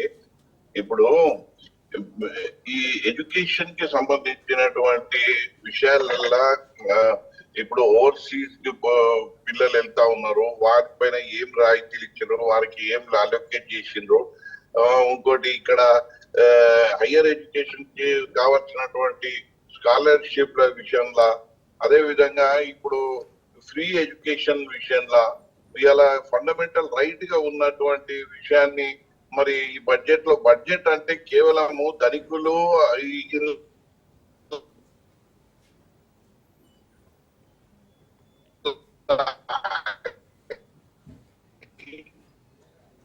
రైట్. మొత్తానికి సగటు వేతన జీవులు ఆశించే విధంగా చూసుకుంటే కనుక 12 లక్షల వరకు కూడా పన్ను మినహాయింపు ఉంటుంది అని చెప్పినప్పటికీ కూడా పన్ను స్లాబ్స్ విషయంలో అయితే ఇంకా చిన్న కన్ఫ్యూజన్ అనేది ఉంది అన్నది అందరూ చెప్తున్నమాట. దీనికి సంబంధించి అటు ప్రభుత్వం అయితే దాదాపు 1,00,000 కోట్ల వరకు కూడా నష్టం ఉంటుంది. జీఎస్టీ కస్టమ్స్ మినహాయింపులు చూసుకున్నా కూడా 2,600 కోట్ల వరకు కూడా నష్టాన్ని భరించేందుకు సిద్ధంగా ఉంటుందని చెప్తున్నారు. ఎవరైతే 12 లక్షల పైచిలుకు ఆదాయాన్ని సంపాదిస్తారో వారందరికీ కూడా నియర్లీ ఏడాదికి 75,000 నుంచి 80,000 వరకు కూడా ఆదాయం చేకూరే అవకాశం ఉంటుందని చెప్తున్నారు. మరి కొత్త ఐటీ యాక్ట్ కూడా మరో వచ్చే వారం రోజుల్లో చెప్తామని చెప్తున్నారు. కొత్త ప్రతిపాదనలకు సంబంధించి కూడా పూర్తి క్లారిటీ అనేది ఒక 1 వీక్లో వస్తుందని చెప్తున్నారు. మరి దీనికి సంబంధించి అయితే మనం మాట్లాడదాం. ఇక సీనియర్ సిటిజన్స్కి సంబంధించి కూడా కేంద్రం గుడ్ న్యూస్ చెప్పిందని చెప్పాలి. టీడీఎస్ కానివ్వండి లేకపోతే మిగతా అంశాలకు సంబంధించి చెల్లింపుల విషయంలో కాల పరిమితి అనేది పెంచడం అనేది చాలా గొప్ప విషయం అని చెప్తున్నారు. ఎస్, ఇంకా మనం మాట్లాడదాం. శ్రీనివాస్ రెడ్డి గారు, మధ్య శ్రీనివాస్ రెడ్డి గారు చెప్పండి. అంటే ఒకటి దిగుమతి ఆధారిత దేశం భారత్ అని చెప్తున్నాం కనుక ఇప్పుడు స్టార్టప్స్ని ఎంకరేజ్ చేయడం నియర్లీ ఒక 5.7 crore రూపీస్ వరకు కూడా ఎంఎస్ఎంఈలకి కేటాయించడాన్ని ఎలా చూస్తారు? ఇప్పుడు రాజేశ్వరి గారు ఇప్పుడు టీవీలలో ఉదరగొట్టేది ఏంటంటే 12 లక్షల వరకు పన్ను మినహాయింపు, 12 లక్షల వరకు పన్ను మినహాయింపు వస్తుంటే సగటు మానవుడు గారు అందరు కూడా ఒక డౌట్ వస్తుంది. అంటే 12 లక్షల రూపాయల ఆదాయం వస్తే మనకు ఏమి పన్ను ఉండదా, జీరో ట్యాక్స్ ఉంటుందా అనేది వస్తుంది. నేను ఎందుకంటే నేను ఎంకామ్ చేశాను, కామర్స్ స్టూడెంట్ కాబట్టి నేను చెప్తున్నాను. మీ డౌట్ నాకు అర్థమైంది మొదటి నుంచి. నెలకు 1,00,000 రూపాయలు సంపాదించే వ్యక్తి ట్యాక్స్ కట్టక్కర్లేదు అన్నది మీరు అడుగుతున్నది. కానీ అట్లా కాదు, కానీ స్లాబ్స్ డిఫరెంట్ గా ఇచ్చారు. 0 to 4 lakhs వరకేమో జీరో ఇన్కమ్ ట్యాక్స్ అంటున్నారు, 4 lakhs to 8 వరకేమో 5% అంటున్నారు, 8 to 12 వరకు 10% అంటున్నారు, 10 to 16 వరకు 15% అంటున్నారు, 16 to 20 వరకు 20% అంటున్నారు, 20 lakhs నుంచి 24 lakhs వరకు 25% అంటున్నారు, 30 lakhs దాటితే అప్పటి నుంచి 30% ఫిక్స్ ఉంటుందని చెప్తున్నారు వీళ్ళు. అంటే ఇప్పుడు 24 lakhs దాటిన కాడి నుంచి 30 lakhs ఉంటుంది అంటున్నారు. కానీ చెప్పడం ఎట్లా, ఇది విడిగా మామూలుగా డైరెక్ట్ గా ఎట్లుందంటే 12 lakhs వరకు ఇన్కమ్ ట్యాక్స్ లేదు, ఇన్కమ్ ట్యాక్స్ ఊరట అని చెప్తున్నారు. 12 lakhs కాదు కదా యాక్చువల్ గా, నిజంగా చెప్పాలంటే 4 lakhs వరకు ఇన్కమ్ ట్యాక్స్ లేనట్టే కదా. కాకపోతే తక్కువ ట్యాక్స్ ఉండొచ్చు. ఇప్పుడు ఆ మాటకు వస్తే 12 lakhs వరకు ఉన్నా కూడా ఎంత పడుతుందండి మనకు? 10% పడుతుంది అప్పటికే. మొదటి 4 లక్షలు లేకపోయినా మిగతా వాటికి పడుతుంది కదా. సో నేనేమంటున్నా అంటే 12 lakhs వరకు ఉన్న వాళ్ళకి జీరో ఇన్కమ్ ట్యాక్స్ వేయొచ్చు కదా. ఎందుకు ఇన్కమ్ ట్యాక్స్ వాళ్ళ వరకు అబ్సల్యూట్ గా జీరో ఉంచొచ్చు కదా. ఒక్క నిమిషం అన్న, ఇప్పుడు మస్తానన్న, ఇప్పుడు ఎంప్లాయీస్ కి చాలా అంటే మీరు అన్నట్టు అప్ టు 12 lakhs జీరో ఉంటే కూడా అది ప్రభుత్వానికి ఒక రకంగా ఆదాయానికి, ప్రభుత్వ ఆదాయానికి గండి పడితే ఆటోమేటిక్గా మిగతా ఏవైతే సోర్సెస్ ఉన్నాయో వాటి ఇచ్చే క్రమంలో ప్రభుత్వం ఆ కోత విధించే అవకాశం కూడా ఉంటుంది. ఇప్పుడు వాళ్ళ ఎంప్లాయీస్ ఒకటి మనం రాజేశ్వరి గారు ఇప్పుడు జాబ్ చేసే వాళ్ళకి ఇక్కడ ప్రైవేట్ జాబ్ చేసి మీరు దయచేసి ఏంటంటే ఎంప్లాయీస్ చాలా మంది ఉన్నారు, కష్టపడి చదువుకొని జాబ్ తెచ్చుకొని కాంపిటీషన్ యుగంలో వాళ్ళకి చాలా ప్రాబ్లం అవుతుంది. అంటే ఒక కానిస్టేబుల్ కూడా పాపం చిన్న స్థాయి ఉద్యోగం కూడా వాళ్ళ ట్యాక్స్ కట్టే పరిస్థితి వస్తుంది. ప్రైవేట్ రంగంలో ఎంత సంపాదించుకున్నా ఇన్కమ్ ట్యాక్స్ లేదు, వాళ్ళు ఎవరు లెక్క చూపారు కాబట్టి. సో ఈ ప్రభుత్వ ఉద్యోగులు కేంద్రం కావచ్చు, రాష్ట్రం కావచ్చు, ఎలాంటి ఉద్యోగులైనా కూడా సాఫ్ట్వేర్ ఉద్యోగులకు కూడా ఎట్లా అవుతుంది, వాళ్ళ ఆన్ రికార్డ్ లో శాలరీ వచ్చే లోపల వాళ్ళ శాలరీకి ఇన్కమ్ ట్యాక్స్ కట్టాల్సి వస్తుంది కొంత. మనం ఎందుకంటే పాపం వాళ్ళకి లక్షల రూపాయల శాలరీ అని చెప్పేసి లాస్ట్ కి వచ్చే వరకే వాళ్ళు ట్యాక్స్లు కట్టుకునే పరిస్థితి వచ్చి లాస్ట్ కి చాలా డబ్బులు కటింగ్ అవుతున్నాయి. మరి మనమేమో ఊదరగొట్టడం ఏంటంటే 12 లక్షల వరకు ఇన్కమ్ ట్యాక్స్ లేదని చెప్తున్నాం. కానీ కేంద్ర ప్రభుత్వం ఏం చేస్తుందండి, ఇప్పుడు మీరు ఒకటి గమనించండి రాజేశ్వరి గారు, కేంద్ర ప్రభుత్వం 2014, 2015 వరకు కూడా రాష్ట్ర ఆదాయంలో మనకు 20% కేంద్ర పన్నులు ఉంటే ఇప్పుడు 2023-24 వచ్చే వరకు మన కేంద్రం నుంచి వచ్చే వాటా ఏంటంటే కేవలం 15% పడిపోయింది. కేంద్రం ఏం చేస్తుందంటే తెలివిగా ఇన్కమ్ ట్యాక్స్ రూపంలో కాకుండా చెస్ రూపంలో, అదే విధంగా సర్చార్జీల రూపంలో తీసుకుంటుంది. తీసుకొని కేంద్రం అట తీసుకునేటప్పుడు తీసుకుంటుంది, మనకు వచ్చే వరకే అది 80% ట్యాక్స్ లాగా చేస్తుంది. సో 80% ట్యాక్స్ చేయడం వల్ల మనకి ఇన్కమ్ ట్యాక్స్ తగ్గిపోతుంది, మనకు వచ్చే ఆదాయం కూడా తగ్గిపోతుంది. మన దగ్గర వసూలు చేసే విధానంలో 100% ఇన్కమ్ ట్యాక్స్ అనకుండా సర్చార్జీల రూపంలో, చెస్ రూపంలో వసూలు చేసి రాష్ట్రాలకు ఇచ్చేటప్పుడు యాక్చువల్గా ఏంటంటే రాష్ట్రాల నుంచి తీసుకున్న ఇన్కమ్ లో 60% రావాలి. రాజు న్యూస్ ప్రజానికని స్పష్టంగా చెప్తారు, రాష్ట్రాలకు వాటా రావాలి. వీళ్ళు ఏం చేస్తున్నారు, అలా కాకుండా 80% ఇన్కమ్ ట్యాక్స్ రూపంలో తీసుకొని ఒక 20% సర్చార్జీల రూపంలో, చెస్ రూపంలో తీసుకుంటున్నారు. ఆ 80% మీదనే మనకు 60% అంటే ఒక 32% మనకు వస్తుంది. సో అంటే ఇక్కడ ఇన్కమ్ ట్యాక్స్ అనేది మనకు వచ్చే వాటాలో తగ్గిపోతుంది. మరి ఇట్లాంటి పరిస్థితులు ఉన్నప్పుడు వాళ్ళు ఏమో ఇన్కమ్ ట్యాక్స్ రూపంలో వసూలు చేసుకోవటమో, మనకి ఇచ్చేటప్పుడు ఏమో వేరే ట్యాక్స్ వేరే రూపంలో వసూలు చేస్తున్నారు.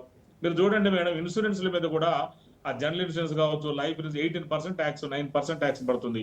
ఇవన్నీ ఏంటంటే మనం చూసిన వెహికల్స్ మీద ట్యాక్స్ రూపంలో చాలా గుంజేస్తున్నారు వీళ్ళు. మరి ఇవన్నీ కూడా చాలా ఎఫెక్ట్ పడుతుంది కదండి. వీళ్ళు ఎక్కడ ఏం బాగు చేస్తున్నారో మాకైతే ఏం అర్థం కావట్లేదు. ఇప్పుడు మోడీ గారు ఇందాక చెప్పారు, మన అల్జాపూర్ శ్రీనివాస్ గారు ఏమంటున్నారంటే మేము దాదాపు 50 లక్షల కోట్ల రూపాయల బడ్జెట్ లో ఎవరికి ఏందండి? మీరు ఎంత ట్యాక్స్, జిఎస్టీ ఏంటంటే ఈ దేశం మీద పెద్ద గుదిబండ జిఎస్టీ అనేది. ఈ దేశం మీద పెద్ద గుదిబండ మీరు చేశారు. ఇంతవరకు కూడా కోలుకోలే. మీరు జిఎస్టీ ఒక్కోటి వేస్తూ పోతున్నారు. మీరు వచ్చిన తర్వాత, మోడీ గారు వచ్చిన తర్వాత జిఎస్టీ ఎంత ప్రమాదకరమైంది మేడం, మీరు ఒక్కసారి మీరు ప్రజానికం కూడా గమనించాలి. వాళ్ళు ప్రతి వస్తు సేవల మీద, అంటే వస్తువుల మీద కాకుండా సేవల మీద కూడా మీరు గమనించండి, సేవల సర్వీస్ మీద కూడా వాళ్ళు జిఎస్టీ చేస్తున్నారు. ఎంత అన్యాయం మనం గమనించాలి. అంటే మనము ఏదన్నా పోయి సర్వీస్ చేయించుకున్నా కూడా అక్కడ కూడా ట్యాక్స్ చేయడం జరుగుతుంది. ఇవన్నీ కూడా ప్రజల యొక్క నడ్డి విరిచేటట్టు ఉన్నది. కొద్దిగా మధ్యతరగతి కావచ్చు, వాళ్ళు కొద్దిగా అప్కమింగ్ కష్టపడి ఏదైనా చిన్న చేసే లోపల అట్లాంటి కారు అట్లాంటి కొనుక్కొని దానికి సర్వీసింగ్ చేపిస్తే కూడా ఆ సర్వీస్ మీద కూడా మళ్ళీ జిఎస్టీ. ఇది ఎంతవరకు కరెక్టో మీరు సమంజసమో మీరు ఒక్కసారి ప్రజానికం కూడా ఆలోచించాలి. నిర్మలా సీతారామన్ గారు మంచి ఎకనామిస్ట్, హై క్వాలిఫైడ్, మేమేం కాదనట్లే. కానీ ఇవాళ మోడీ విధానం ఎంతవరకు వచ్చినాయి, ఇలా ప్రజలకు నడ్డి విరిచేటప్పు లాగా ఉన్నాయి తప్ప ఎక్కడ కూడా కరెక్ట్ లేవు. నేను 12 lakhs వరకు జీరో చేయండి, మీరు 12 lakhs వరకు రైట్. అంటే మీరు అన్నట్టుగా పన్ను మినహాయింపు కన్నా పన్ను బాదుడు ఎక్కువగా ఉంటుంది కనుక ఆ రకంగా ఏం కాస్త వచ్చే వాట మీరు తెలంగాణ ప్రజానికం గమనించండి. మనకు వచ్చే ఇన్కమ్ కూడా తగ్గిపోయింది. మన నదుల దగ్గర తీసుకుంటే పన్ను ఎక్కువ, మనకు వచ్చే తక్కువ అయిపోతుంది. ఒకప్పుడు 40% వచ్చేదండి రిటర్న్, మీరు దయచేసి ఇవాళ 32% వస్తుంది మనకు. కేంద్ర ప్రభుత్వం మన ప్రజల నుంచి తీసుకునేది ఎక్కువ, మనకి ఇచ్చే తక్కువ అయిపోయింది. మరి ఇవి చాలా ఎఫెక్ట్ కాదా? కేంద్ర ప్రభుత్వం తీసుకున్నది ఎవరికి మనకు ఇవ్వాలి కదా రిటర్న్. వాళ్ళ ఇన్కమ్ ట్యాక్స్ రూపంలో తీసుకుంటే మేడం ఎట్లా ఉంటుందంటే, మనకు 100% తీసుకుంటే 60% మనకి 40% ఇవ్వాల్సి ఉంటుంది. వాళ్ళు ఏం చేస్తున్నారు, 80% ఇన్కమ్ ట్యాక్స్ లో చూపించి 20% సర్చార్జీ లాగా చూపిస్తున్నారు. 80% చూసిన వల్ల మనకు 32% వస్తుంది కదండి. ఇట్లా దొంగ దెబ్బలు జరగట్లేదా? మరి ఇట్లా తీసుకునేటప్పుడు ఒక పద్ధతి తీసుకుంటే మనకి ఇచ్చినప్పుడు వచ్చేవరకే మనం మీరు చూడండి, దువ్వూరు సుబ్బారావు గారు కూడా మాజీ రిజర్వ్ బ్యాంక్ గవర్నర్, ఆయన కూడా చెప్పారండి చాలా స్పష్టంగా, గవర్నర్ గారు కూడా, మాజీ గవర్నర్ గారు కూడా. సో ఇట్లాంటివన్నీ ఎఫెక్ట్ అవుతుంది. ఇంతకుముందు లేదు ఇది. ఇప్పుడు ఇది బీజేపీ వచ్చిన తర్వాత ఇది కొత్త నాటకం. ఇన్కమ్ ట్యాక్స్ ఇంకో రకంగా చూపించుకోవడం. సర్చార్జీలు ఏంటండి, సర్చార్జీ అసలు ట్యాక్స్లకు ఎన్ని పేర్లు పెట్టారో మామూలులకు అర్థం కూడా కాదు. Surcharges and state GST, central GST లో కూడా కన్ఫ్యూజన్ అనేది ఉంది. ఎన్ని ట్యాక్స్లు అండి మరి, దానికి ఎన్ని ట్యాక్స్లా? అక్కడ అమలులోకి వచ్చే వరకు ప్రజలకు సంక్షేమ పథకాలు ఎక్కడ కూడా క్లారిటీ లేవు వాళ్ళకి. రైట్. Debate right. మొత్తానికి బడ్జెట్ పైన కొంత నిరాశజనకం వాతావరణం కూడా కనిపిస్తోంది. పన్ను స్లాబ్స్ విషయంలో అయితే పూర్తి క్లారిటీ రావాల్సి ఉందని చెప్తున్నారు. మిగతా అంశాలకు సంబంధించి కూడా పన్ను మినహాయింపుల కంటే కూడా పన్ను బాదుడు ఎక్కువగా ఉంటుంది. మరీ ముఖ్యంగా జిఎస్టీ విషయంలో ప్రతి సగటు సాధారణ వ్యక్తి నుంచి ప్రతి ఒక్కరికి కన్ఫ్యూజనే. స్టేట్ జిఎస్టీ విషయం కానీ అది సెంట్రల్ జిఎస్టీ పడే విషయంలో చాలా క్లారిటీ రావాల్సింది. అటు ఏ వస్తువుల ధరలు పెరుగుతాయి అన్న ఆప్షన్ కూడా చూసుకుంటే కనుక గతంతో పోల్చుకుంటే నిత్యావసర సరుకులు ఏవైతే ఉన్నాయో వాటికి సంబంధించి ధరలు తగ్గొచ్చు అనే అభిప్రాయం కూడా వ్యక్తమవుతోంది. ఏవైతే లగ్జరీ వస్తువులు ఉంటాయి వాటికి సంబంధించి అయితే ఎప్పట్లానే జిఎస్టీ అనేది హైగానే ఉంటుంది. ఇది తప్పకుండా అందరూ భరించాల్సిన అంశమని చెప్తున్నారు. ఎంఎస్ఎంఈస్ కానివ్వండి, స్టార్టప్స్కి సంబంధించి కూడా కొన్ని కోట్ల రూపాయలు ఇస్తున్న నేపథ్యంలో అది కొంతవరకు యూజ్ అని చెప్తున్నారు. ఈ అంశం గురించి ఇప్పుడు మాట్లాడదాం. ఎస్, అల్జాపూర్ శ్రీనివాస్ గారు మీరు చెప్పండి. భారత్ అంటేనే ఒక దిగుమతి ఆధారిత దేశం అని చెప్పేసి మొదటి నుంచి ఉన్న ఒక వాస్తవం. అయితే దేశంలో ఉత్పత్తుల ప్రొడక్టివిటీ పెంచడం ద్వారా ఇలాంటి వాటికి ఏమైనా చెక్ పెట్టే అంశం ఉంటుందా? దిగుమతులు కాస్త తగ్గి ఎగుమతులను ప్రోత్సహించే దిశగా ఇప్పటి బడ్జెట్ ఏమైనా కొంత సానుకూలంగా ఉంటుందంటారా?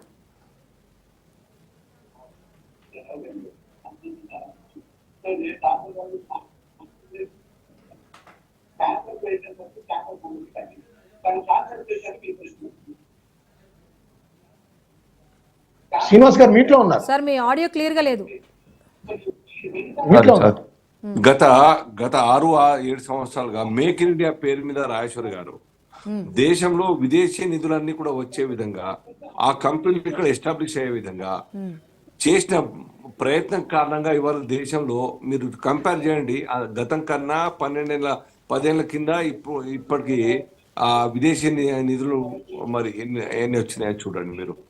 దాని కారణంగా ఆ యొక్క ఉత్పత్తులు పెరగడం కావచ్చు, ఆ మనీ టర్న్ ఓవర్ కావచ్చు, ఉపాధి పెరగడం కావచ్చు, ఇవన్నీ కూడా ఇప్పుడు ఇంకా ఎక్కువ ఇస్తాం.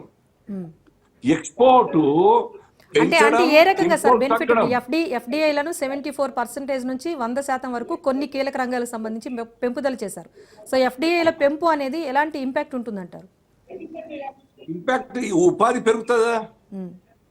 ఓకే. ఉపాధి మనం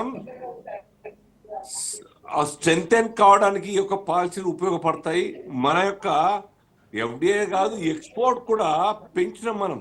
ఇంపోర్ట్ తగ్గిస్తూ ఎక్స్పోర్ట్ పెంచాలా. ఇక్కడ యొక్క వస్తువులు కావచ్చు, లేకుంటే పంటలు కావచ్చు, ఎక్స్పోర్ట్ చేసుకునే విధంగా నూనెలన్నీ కూడా ఇంపోర్ట్ తగ్గించుకునే విధంగా ప్రయత్నం చేసిన కారణంగా ఇవాళ ఇక్కడ రైతులకు మార్కెట్ దొరుకుతా ఉన్నది, లాభం దొరుకుతా ఉన్నది, ఎక్స్పోర్ట్ మనం పెంచుతా ఉన్నాం. సో కాబట్టి ఇవాళ ఎంఎస్పి పెంచి 22-23 రకాల పంటల మీద ఎంఎస్పి పెంచడం, మార్కెట్ దొరకడం, రైతుల యొక్క ఈల్డ్ పెరగడం, వ్యవసాయ యొక్క క్షేత్రం పెరగడం, దాని కారణంగా స్వయం సమృద్ధి సాధిస్తున్నారు రైతులు కూడా. సో అదే రకంగా ఈ డెఫినెట్ గా దాని ప్రభావం ఇవాళ కొత్తగా ఈ పాలసీ ఇంకా ఇంకా స్ట్రెంథెన్ చేసేటువంటి కారణంగా ఈ దేశంలో డెఫినెట్ గా ఆర్థిక పరిస్థితి బలోపేతమవుతుంది. కామన్ మ్యాన్ కన్జ్యూమర్ కొనుగోలు శక్తి పెరిగే విధంగా ఈ బడ్జెట్ సపోర్ట్ ఇస్తారు. మీరు చెప్పారు ఇంతకు ముందు, డబ్బున్న లగ్జరీస్ ఐటమ్ మీద ట్యాక్స్ తగ్గకపోవచ్చు, కానీ కామన్ మ్యాన్ మీద అందుబాటులో తీసుకొచ్చే విధంగా ఎంత ట్రాన్స్పరెన్సీగా ఎన్నిసార్లు ప్రతి మాసం జిఎస్టి కౌన్సిల్ కూర్చొని అన్ని రాష్ట్ర ప్రభుత్వాలతో కలిసి జిఎస్టి డిస్కస్ చేసి అనేక స్లాబులు మారుతూ వచ్చింది. ఎందుకు? In the interest of nation, in the interest of దేశ ప్రజల కారణం కోసం. సో దాని కారణంగా ఇవాళ అనేక రకాల ట్యాక్సుల యొక్క పరిధి తగ్గుతా ఉన్నది, స్లాబ్ తగ్గుతా ఉన్నది, కొన్నిటి మీద జీరో చేస్తా ఉన్నాం. ఈ రకంగా ఎట్ట అనుభవం వచ్చిందో అట్లా మారుస్తూ వస్తున్నాం. సో దట్ కామన్ మ్యాన్ కి అందుబాటులో ఉండాలి, ఏదైనా తద్వారా కొనుగోలు పెరగాలి, శక్తి పెరగాలనే లక్ష్యంతో ఇచ్చేస్తున్నాం. ఇవాళ స్లాబులు పెరగడం కూడా మిగిలిన డబ్బు అది కొనుగోలు కోసం ఉపయోగపడతారు. ఇంట్లో పెట్టుకోరాలి ఎవరు. ట్యాక్స్ ఎక్కువ ఎగ్జామ్స్ ఇవ్వడం కారణంగా వాళ్ళ మనీ రొటేషన్ కారణంగా వాళ్ళ మార్కెట్లో టర్న్ ఓవర్ పెరుగుతుంది. తద్వారా అనేక రకాల కుటుంబాలకు ఆర్థికంగా బలోపేతం కావడానికి కారణమవుతుంది ఈ యొక్క బడ్జెట్. రైట్. శ్రీనివాస్ రెడ్డి గారు. ఇప్పుడు మేడం ఎంఎస్ఎంఈ అంటే మైక్రో స్మాల్ మీడియం ఎంటర్ప్రైజెస్ అండి. అంటే సూక్ష్మ, చిన్న, మధ్యతర సంస్థల పరిశ్రమలకు సంబంధించినవి. వీళ్ళు అది ఇంత ముందు నుంచి కూడా వీళ్ళు అదే చెప్పుకుంటున్నారు తప్ప అది చెప్పుకున్న రీతిలో ఈ 10 సంవత్సరాలు ఎక్కడ కూడా డెవలప్ అయినట్టు కూడా ఎక్కడ కూడా అనిపించలేదండి. వీళ్ళు చెప్పినటువంటి డేటా ప్రకారం కూడా ఎక్కడ కూడా ఆ సంస్థలు డెవలప్ కాలేదు. ఎక్కడ కూడా మధ్యతరగతి అసలు పెట్టిన బడ్జెట్ కానీ జరుగుతున్న వాటికి మనం చాలా స్పష్టంగా తేడా గమనించాలి. రాజేశ్వర్ గారు, మీరు గమనించినట్లయితే ఎక్కడన్నా మోడీ గారు ఆర్థిక విధానాలు కానీ, మోడీ గారు బడ్జెట్ కానీ అసలు ఆయన ఎక్కడ కూడా క్లారిటీ ఉందా? ఇలా ఆదానీలకు, అంబానీలకు, వాళ్ళలాంటి వాళ్ళకు ఉపయోగపడేటట్టు ఉంది తప్ప ఎక్కడ కూడా ఒక పేదవాడికి కానీ, లేదా అది నిరుపేదలకు కానీ, మధ్యతరగతికి కానీ, కొద్దిగా ఎవో మధ్యతరగతి కానీ వీళ్ళకి ఎక్కడ కూడా ఉపయోగపడేటట్లేదు. అంటే మోడీ గారు బడ్జెట్ కానీ అక్కడ జరిగేటువంటి ప్రవేశపెట్టేటువంటి ప్రాధాన్యత క్రమం కూడా ఎక్కడ కూడా పేదవాడిని కానీ, నిరుపేదని కానీ దృష్టిలో పెట్టుకుని ఎక్కడ కూడా జరిగినట్టు అనిపించట్లేదు. గతం నుంచి కూడా గమనిస్తున్నారు. నిర్మలా సీతారామన్ గారే ప్రతిసారి పెడుతున్నారు. సరే ఇప్పుడు బడ్జెట్ 3.0 కొత్త బడ్జెట్, ఇది పూర్తి స్థాయిలో పెట్టిన బడ్జెట్ అని కూడా నేను చదివాను మార్నింగ్ కూడా. సో పూర్తి స్థాయిలో పెట్టిన బడ్జెట్ లో కూడా ఎక్కడ కూడా క్లారిటీ మరి అనిపించట్లేదు. ఎక్కడ కూడా ఏం డెవలప్ అయినా కూడా ఎక్కడ కూడా స్టాటిస్టికల్ గా రిపోర్ట్ కూడా ఎక్కడ కూడా రాలేదు ఇంతవరకు కూడా. ఇవాళ వాళ్ళు ఎంతసేపటికి బడా పారిశ్రామికవేత్తలు చెప్పేది ఎంఎస్ఎంఈ, కానీ అక్కడ జరిగేది ఎవరికండి? ఇక్కడ బడా పారిశ్రామికవేత్తలకు, ఆదానికి, అంబానీలకు మరి అట్లాంటి వాళ్ళకి డెవలప్మెంటే కనపడుతుంది తప్ప ఇవాళ పేదరికంలో కానీ, పేదరిక సూచిలో కానీ, లేక పేదరికం యొక్క జీవన విధానంలో కానీ ఎక్కడ కూడా క్లారిటీ లేదు. వాళ్ళు ఎక్కడ కూడా బాగుపడేట్టు కూడా ఎక్కడ కూడా అనిపించట్లేదు. ఇవాళ పేదలకు ఇచ్చేటువంటి ఇండ్ల సంఖ్యను కూడా వాళ్ళు చెప్పారు ఇంతకుముందు కూడా, గతంలో నేను చూశాను. వాళ్ళు ప్రధానమంత్రి ఆవాస్ యోజన అనేది కూడా 2022 వరకు మరి పట్టణ ప్రాంతాలు అయిపోజేస్తాం, మేము 2024 వరకు గ్రామీణ ప్రాంతాలు అయిపోజేస్తాం. అసలు వాళ్ళు ఎక్కడ కూడా ఇండ్లు ఇవ్వట్లేదు. ఇవాళ మనం చూసాము, మొన్న బండి సంజయ్ గారు కూడా అన్నారు మేము ఇందిరమ్మ పేరు పెడితే ఇవ్వన్నారు. ఆయన ఇచ్చేది 15% వాటాకు, అది కూడా క్లారిటీ లేదు. వాళ్ళు ఇచ్చినట్టు కూడా ఎక్కడా కూడా లేదు. ఆ ఇవ్వకుండానే ఇందిరమ్మ పేరు పెడితే వాళ్ళు ఇచ్చేది 10-15% వాటాలు కదండి. దానికి సంబంధం లేదు అసలు వాస్తవం చెప్పాలి. ఇప్పటి వరకు కూడా ఏదో 920 కోట్ల రూపాయలు సమ్ముంటున్నాడు. ఈ మీ తక్కువ డబ్బులు మాకెందుకు, ఆ డబ్బులు తీసుకుంటే మీరు అని చెప్పి కూడా ఆయన తీసుకోలేదని కూడా నేను చూసా పత్రికలో కానీ, టీవీలో కానీ. 40% అంటున్నారు శ్రీనివాస్ గారు.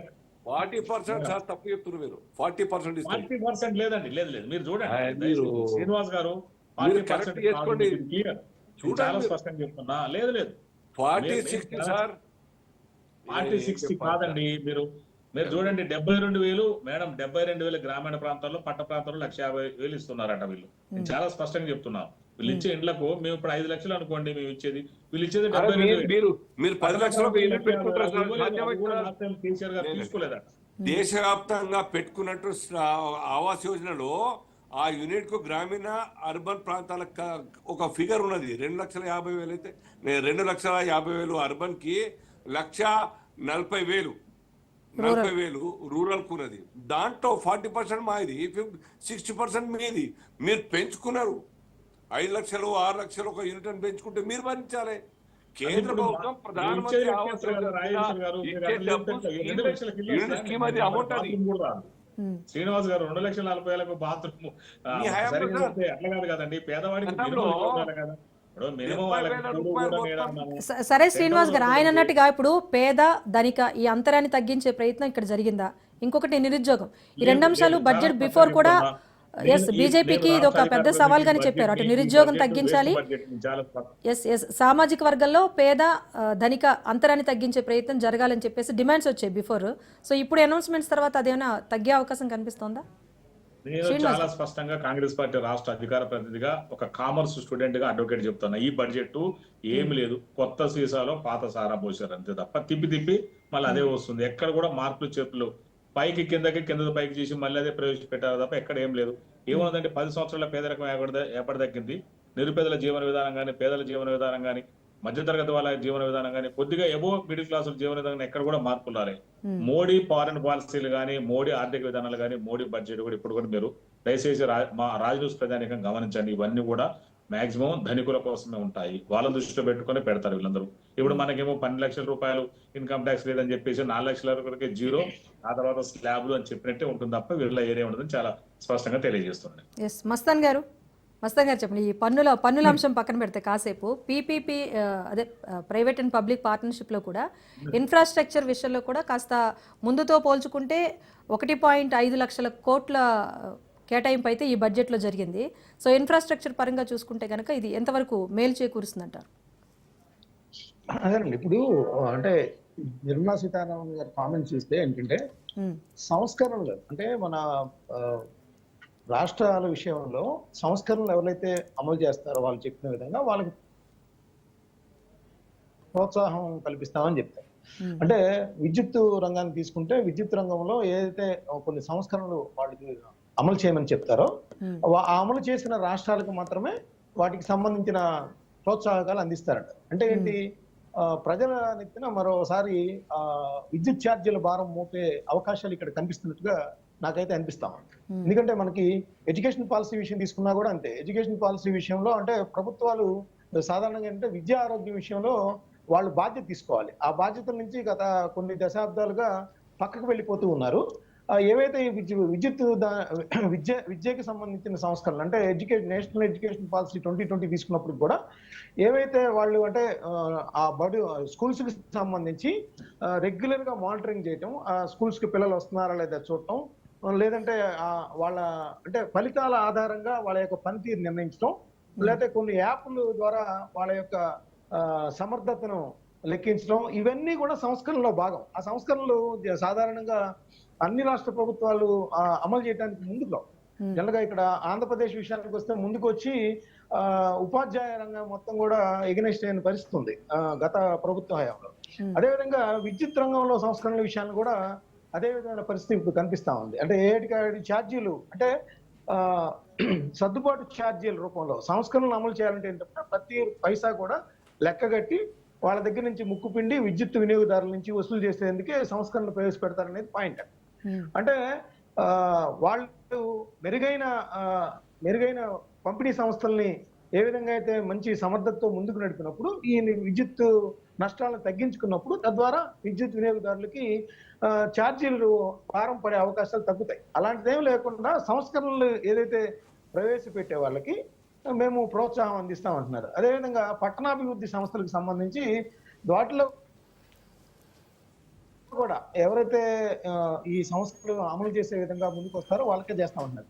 అంటే ఇక్కడ చూసినట్లయితే మీరు ఇందాక అన్నారు నిర్మాణ రంగానికి సంబంధించి కానీ లేదంటే పరిశ్రమలకు సంబంధించి కానీ అంటే ఇప్పటికిప్పుడు పరిశ్రమలకు వచ్చి పెట్టేంత పెద్ద రాయితీలు అయితే వీటిలో ఏం కనపడలేదు. అంటే మనం బడ్జెట్ కోసం ఎదురు చూసేటప్పుడు ఏంటంటే పరిశ్రమకు సంబంధించి విద్యుత్ రాయితీలు కానీ, లేకపోతే మౌలిక సదుపాయాలకు సంబంధించి కానీ, లేదా ఉపాధి కల్పన విషయంలో కానీ, వీటన్నిటి విషయాల్లో కొంత వాళ్ళు వాళ్ళ యొక్క విధానాలని సరళీకరించే కార్యక్రమాలని ఈ బడ్జెట్ లో అందరూ ఎదురు చూస్తారు. అవేవి పెద్దగా ఉన్నట్లయితే నాకైతే అనిపించట్లేదు. ఎంఎస్ఎంఈలు కి రాయితీలు అనేవి గత కొంతకాలంగా జరుగుతూ ఉన్నాయి. అయితే మనం పరిశ్రమల వృద్ధి రేటు చూసినట్లయితే వీళ్ళు ఇచ్చిన ప్రోత్సాహకాలు అవి ఏటికాయడు మూతపడే పరిశ్రమలో ఎక్కువగా కనిపిస్తా ఉంటాయి మనకి ఎంఎస్ఎంఈలకు సంబంధించి.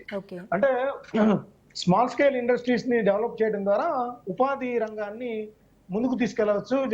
లోకల్ గా స్థానికంగా ఉండే మహిళలకు కావచ్చు, లేకపోతే చదువుకున్న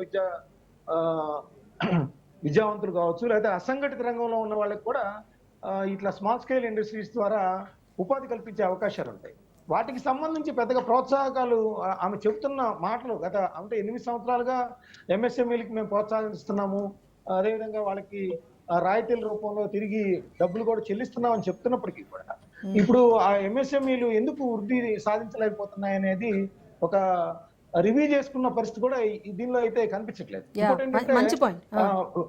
విదేశీ పెట్టుబడులకు సంబంధించి 74% నుంచి 100%కి తీసుకొచ్చారు. అంటే విదేశీ పెట్టుబడుల వల్ల మనకి అక్కడి నుంచి డబ్బులు అయితే డంప్ అవుతాయి, కానీ వాటికి సంబంధించి చాలా విపరిణామాలు కూడా ఉంటాయి. ఇప్పుడు మీడియా రంగంలో కొన్ని రంగాలకు సంబంధించి అలా 100% తీసుకురావటం వల్ల వాటి విపరిణామాలను కూడా వాటిని బీమా రంగంలో మాత్రమే 100% తీసుకెళ్లేటప్పుడు వాటిని కూడా ఆలోచించాల్సిన అవసరం ఉంది. అదేనండి, కొన్ని రంగాలకే ఇచ్చినప్పటికీ కూడా ఆయా రంగాల మీద కంట్రోల్ ఉండాలి. కేంద్ర ప్రభుత్వానికి కంట్రోల్ పెట్టుకున్న పరిస్థితి ఇటీవల కాలంలో అది తగ్గినట్టుగా కనిపిస్తా ఉంది నేను అనేది. రెండోది ఈ టూరిజం, మెడికల్ టూరిజం మీద కూడా కాన్సన్ట్రేట్ చేశారు. అంటే ఇప్పుడు మన విద్యార్థులు ఫిలిప్పైన్స్ కానీ ఇతర దేశాలకు వెళ్తా ఉన్నారు, కొన్ని పక్క దేశాలు, చాలా చిన్న దేశాలకు కూడా వెళ్తా ఉన్నారు మెడికల్ కాలేజీకి సంబంధించి. ఇప్పుడు మన ఉక్రెయిన్ లో ఇప్పుడంటే యుద్ధం వచ్చింది కాబట్టి, లేకపోతే అక్కడి నుంచి రష్యా నుంచి, అక్కడి నుంచి డాక్టర్లు ఇక్కడి నుంచి చదువుకోవడానికి వెళ్ళి అక్కడ సులభతరంగా వస్తారనేది.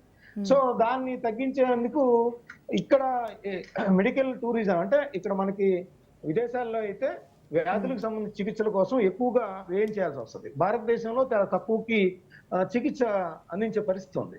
సో దాన్ని ప్రోత్సహించడానికి ఆ విధంగా చేశారు. అదే విధంగా మెడికల్ విద్యకి సంబంధించి ఆ విధంగా చేసినట్టుగా కనపడతలేదు. నేను అనేది ఏంటంటే టూరిజం, మెడికల్ టూరిజంని వ్యాధుల చికిత్సకి ఏదైతే అప్లై చేశారో అదేవిధంగా మన విద్యార్థులు అక్కడికి వెళ్ళి అక్కడ వెళ్ళకుండా ఇక్కడే వాళ్ళకి ఆ విధమైన మెడికల్ అంటే ఆ వైద్య ఆరోగ్య రంగానికి సంబంధించి విద్యను అభ్యసించే విధంగా ఇక్కడి నుంచి వలస అక్కడికి వెళ్ళి చదువుకునే విధంగా కాకుండా ఇక్కడే ఏర్పాటు చేసినట్లే బాగుండేది. అదేది ఇక్కడ బడ్జెట్ లో ఆ రంగానికి ప్రోత్సాహం ఉన్నట్టుగా అయితే కనిపించట్లేదు. రెండోది ఏంటంటే ఇప్పుడు ఉన్న బడ్జెట్ లో దాదాపు 11 లక్షల కోట్ల రూపాయలు అప్పులు తీసుకురావాల్సిన పరిస్థితిని కూడా చెప్పారు. ఓ పక్కన జిఎస్టీ రూపంలో పన్ను వసూలు చేస్తున్నారు, ఆదాయ పన్ను రూపంలో పన్ను వసూలు చేస్తున్నారు.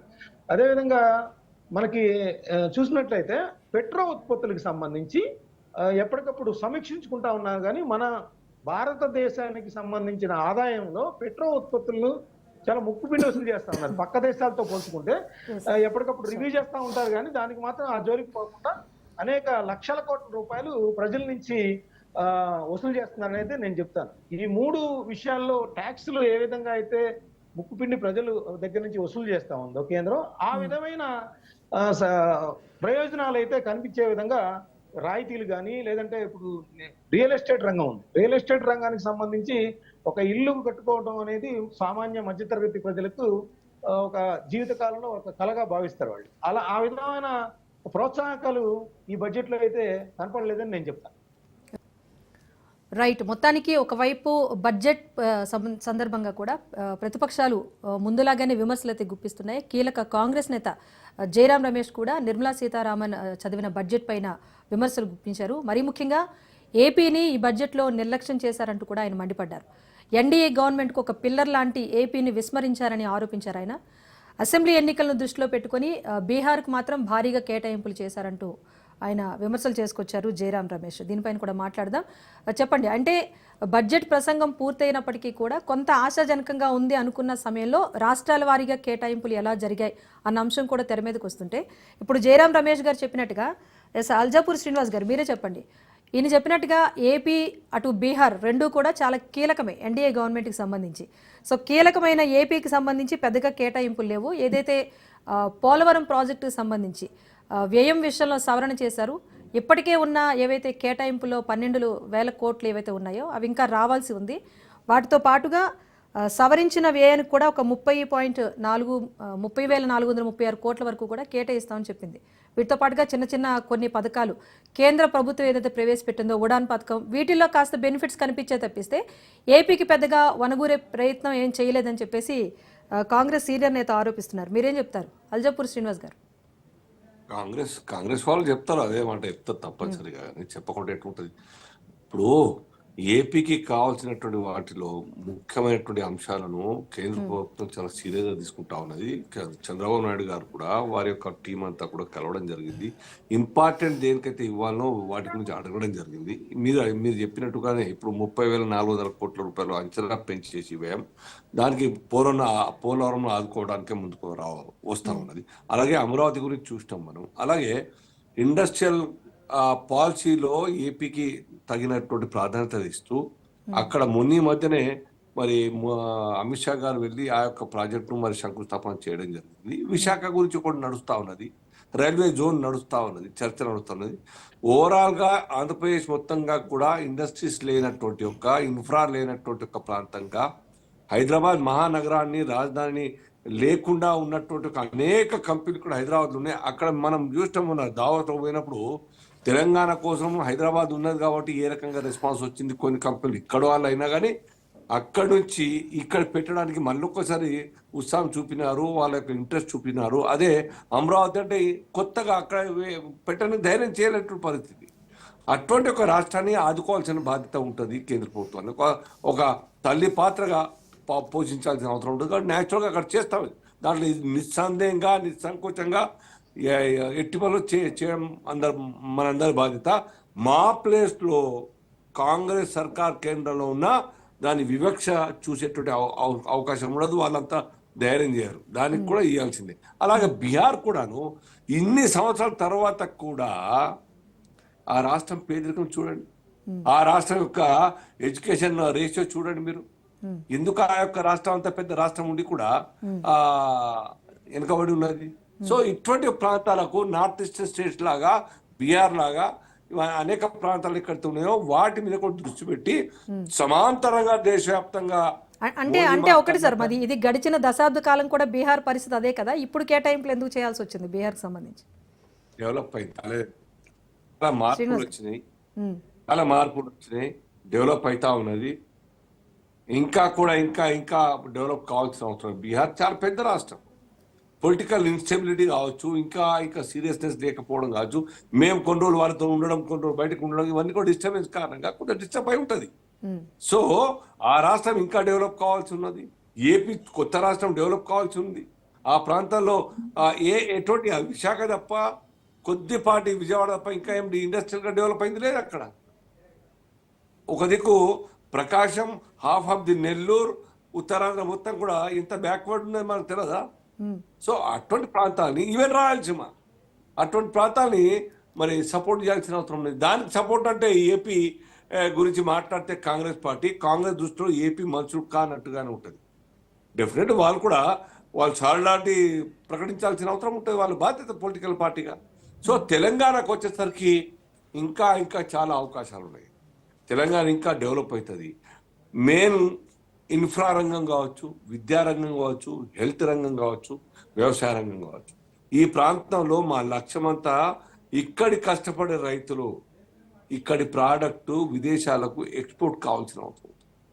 ఉదాహరణకు ఒక పసుపు పంట ఉన్నది, విస్తీర్ణం పెరిగింది అనుకోండి. ఇప్పుడు ఉన్నటువంటి 40,000 ఎకరాల యొక్క పసుపు పంట దేశం మొత్తంలో నంబర్ 1 గా ఉన్నటువంటి మా యొక్క ప్రాంతం నిజామాబాద్ ప్రాంతం ఇవాళ 60,000-70,000 ఎకరాలు 80,000 ఎకరాలు అయిందనుకోండి. ఆ రీసెర్చ్ సెంటర్ కారణంగా, ఆ యొక్క పసుపు బోర్డు కారణంగా, ఆ ప్రాంతంలో ఆఫీసర్ల యొక్క సపోర్ట్ కారణంగా కష్టపడే రైతులు మా ప్రాంతంలో ఉన్నారు. ఆ రైతులకు తర్ఫీదు ఇచ్చినట్టయితే క్వాలిటీ ఇన్పుట్ పెరిగి, ఈల్డ్ పెరిగి, ఎక్స్పోర్ట్ కు పనికి వచ్చేటువంటి ఒక పని చేస్తే రైతులు బాగా. సో ఈ స్కోప్ ఉంది కాబట్టి ఈ ప్రాంతం కూడా డెఫినెట్ గా ప్రపంచ విపణిలో తెలంగాణ పేరు ఉంటుంది. మా లక్ష్యం దుబాయ్ మస్కట్ పోవద్దు మా వాళ్ళందరూ కూడా. ఇక్కడనే ఆ యొక్క పని అంతకన్నా ఎక్కువ సంపాదించే విధంగా మా ఆర్థిక ప్రణాళిక రైట్ సార్, ఉన్నది. మాట్లాడదాం. సో మరి మొత్తానికి ప్రణాళిక బడ్జెట్ ప్రకటన తర్వాత కొంత సానుకూలంగా ఉంది అని విశ్లేషణలు వినిపించినప్పటికీ ఒక్కొక్కరిగా ట్వీట్ చేస్తున్నారు. ప్రస్తుతానికి బీఆర్ఎస్ ఎమ్మెల్సీ కవిత చేసిన ట్వీట్ చాలా ఆసక్తికరంగా ఉంది. 8 BJP MPs plus 8 Congress MPs equals to ₹0 for Telangana అని పెట్టారు. అంటే మొత్తంగా ఇంతమంది ఎంపీలు ఉన్నప్పటికీ కూడా తెలంగాణకు సంబంధించి బడ్జెట్లో ఎలాంటి కేటాయింపులు సాధించలేకపోయారు అంటూ ఆమె ఇండైరెక్ట్గా తన ట్వీట్ చేశారు, కవిత గారు కూడా. సో కల్వకుంట్ల కవిత గారు ట్వీట్ పైన మేడం ఒకటి నేను ఇందాకే చెప్పాను, ఆంధ్రప్రదేశ్ కూడా 21 మంది సపోర్ట్ తీసుకుని కూడా ఇక్కడ కూడా పెద్దగా వాళ్ళు కేటాయింపులు ఏం చేసింది లేదు. ఎస్, మధ్య శ్రీనివాస్ రెడ్డి గారు మీరు చెప్పండి. సరన్నట్టుగా ఏపీకి సంబంధించి రెండవ కీలక భాగస్వామి ఎన్డీఏ ప్రభుత్వంలో మరి ప్రత్యేక హోదా అన్నది మేబీ మరుగున పడిపోయిన అంశమే. స్పెషల్ ప్యాకేజ్ అన్నది లేదు. స్టీల్ ప్లాంట్ ప్రైవేటీకరణ విషయానికి సంబంధించి హోంమంత్రి వచ్చినా ప్రధాని వచ్చినా ఎలాంటి నిరసనలు జరిగినా ఎలాంటి ప్రకటన రాలేదు. కీలకమైన రైల్వే జోన్స్కి సంబంధించి కూడా క్లారిటీ లేదు. ఏ అంశాలైనా ఒక బడ్జెట్లో వస్తాయేమో, బిఫోర్ వీళ్ళు పర్యటనకు వచ్చారు కాబట్టి ఏమైనా ఆశాజనకంగా ఉంటుందని ఎక్స్పెక్ట్ చేశారు. సో రెండవ కీలక భాగస్వామిగా ఉన్న ప్రభుత్వానికి ఈ బడ్జెట్లో ఏమైనా పాజిటివ్గా ఉందంటారా? ఇప్పుడు ఒకటి అండి, ఇప్పుడు రాజేశ్వర్ గారు కాజీపేటని జంక్షన్ మన ఇది సౌత్ సెంట్రల్ హైవే లాగా మన కాజీపేటను కూడా చేయాలని గతంలో కూడా అనడం జరిగింది. 8 మంది ఎంపీలు ఉన్నారు వాళ్ళు కేంద్రంలో. అదే విధంగా 2 మంత్రులు ఉన్నారు ఏకంగా. అంటే కిషన్ రెడ్డి గారు కానీ బండి సంజయ్ గారు కానీ 2 మంత్రులు ఉన్నారు. 2 కేంద్ర మంత్రులను కూడా ₹1 సిల్లిగా కూడా మన తెలంగాణకు తీసుకురాలేకపోయారు. మరి మనం చాలా స్పష్టంగా తెలుగు రాష్ట్రాలకు చాలా అన్యాయం జరిగింది. అంటే ఆంధ్రప్రదేశ్ కూడా మన తెలుగు రాష్ట్రం కాబట్టి వాళ్ళకు కూడా చాలా అన్యాయం జరిగింది. మరి అదే మీరు బీహార్ చూడండి, బీహార్ లో ఎలక్షన్ ఉండే వరకే బీహార్కి మాత్రం ఎక్కడలేని ప్రేమలు పోసింది బీజేపీ ప్రభుత్వం. అంటే ఎన్నికల కోసం ఇంత పెద్ద దేశాన్ని, ఇంత పెద్ద దేశ బడ్జెట్ ప్రపంచంలో పెద్దది కదండి మనది. ఇంత పెద్ద దేశ బడ్జెట్ ని, యూనియన్ బడ్జెట్ ని కూడా వాళ్ళ కేంద్ర ప్రభుత్వ బడ్జెట్ ని కేవలం ఎలక్షన్ చుట్టూ, వాళ్ళ కలెక్షన్ చుట్టూ, అదేవిధంగా బడా పారిశ్రామికవేత్తల చుట్టూ తిప్పుతున్నారు తప్ప సామాన్య మానవుడి చుట్టూ కానీ, పేదవాడి చుట్టూ కానీ, నిరుపేద చుట్టూ కానీ ఎక్కడ కూడా తిప్పట్లేదు. ఇది చాలా స్పష్టంగా రాజకీయానికి కూడా అర్థమవుతుంది. ఇవాళ వాళ్ళు ఎన్ని చెప్పుకున్నా, బీజేపీ వారికి గొంతు చించి మొత్తుకున్నా కూడా ఇవాళ పేదవాడికి ఈ బడ్జెట్ తోటి ఒరిగింది లేదు, జరిగింది లేదు. ఇవాళ 8 మంది ఉన్నారు, వాళ్ళ ఎంపీలు 2 మంత్రులు సిగ్గుసేటు కదండి. వాళ్ళు ఏం చెప్తారండి ఇవాళ ప్రజానికానికి? ఇవాళ లేస్తే బండి సంజయ్ గారు ఏది పడితే అదే మొన్న కూడా చూసాం కదా మనం. ఎక్కడ ఏ కాంట్రవర్సీ మాట్లాడదామో బండి సంజయ్ గారు నెంబర్ 1. మరి కిషన్ రెడ్డి గారు ఈ రాష్ట్రానికి సాక్షాత్తు బీజేపీ అధ్యక్షుడు, మరి కేంద్ర హోంశాఖ సహాయ మంత్రి, అంత పెద్ద మినిస్టర్లు ఉన్నారు. మరి వీళ్ళిద్దరు కూడా మరి ఏమి అంటే తెలంగాణ మీరు దయచేసి ప్రజానీకం మీరు అర్థం చేసుకుంటే తెలంగాణకు ఇవాళ బీజేపీ ఏమాత్రం ప్రాధాన్యత ఇచ్చిందో చూడండి మీరు.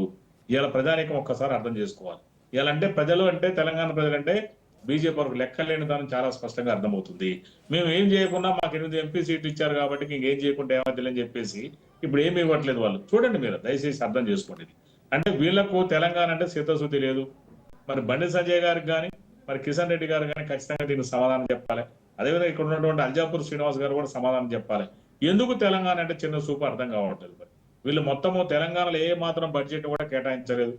మరి చాలా ఉంది కదా మనకి. ఇలా గ్లోబలైజేషన్ లో చాలా ఇవాళ భారతదేశంలో ఇలా హైదరాబాద్ చాలా నైసర్గిక స్వరూపం, భౌగోళికంగా చాలా చక్కనైన ప్రాంతం. మరి ఎక్కడ కూడా మనకి ఏమి ఇవ్వలేదు. ఇలా మన తెలుగు రాష్ట్రం అక్కడ చూసుకుంటే ఆంధ్రప్రదేశ్ కూడా ఏమి ఇవ్వలేదు. మరి స్పెషల్ స్టేటస్, ఏ స్టేటస్ లేకుండా పోయింది. మరి ఏదో 15,000 కోట్ల రూపాయలు ఏదో ఇచ్చారని నేను ఇంతకుముందు విన్నాను నేను. మరి ఆ 10,000 కోట్ల రూపాయలు దేనికి ఇచ్చారో కూడా అర్థం కావట్లేదు.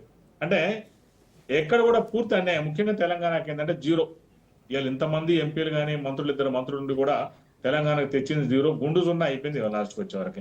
ఈ బడ్జెట్ తోటి మనకేం సంబంధం లేదండి. నిజంగా చెప్పాలంటే చర్చ పెట్టడం కూడా ఏం లేదు. ఇలా మోసం చేయాలంటే భారతదేశంలో తెలంగాణ లేదా అనిపిస్తుంది నాకు. ఒక డౌట్ వస్తుంది ఇవాళ బీజేపీ వాళ్ళని చూసిన తర్వాత.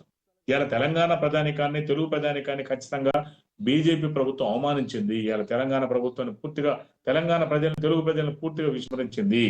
అంటే మనకి ఏమి ఇవ్వకుండా ఏం కాదని ఒక కన్క్లూజన్కి వచ్చారు ఇవాళ బీజేపీ వాళ్ళు.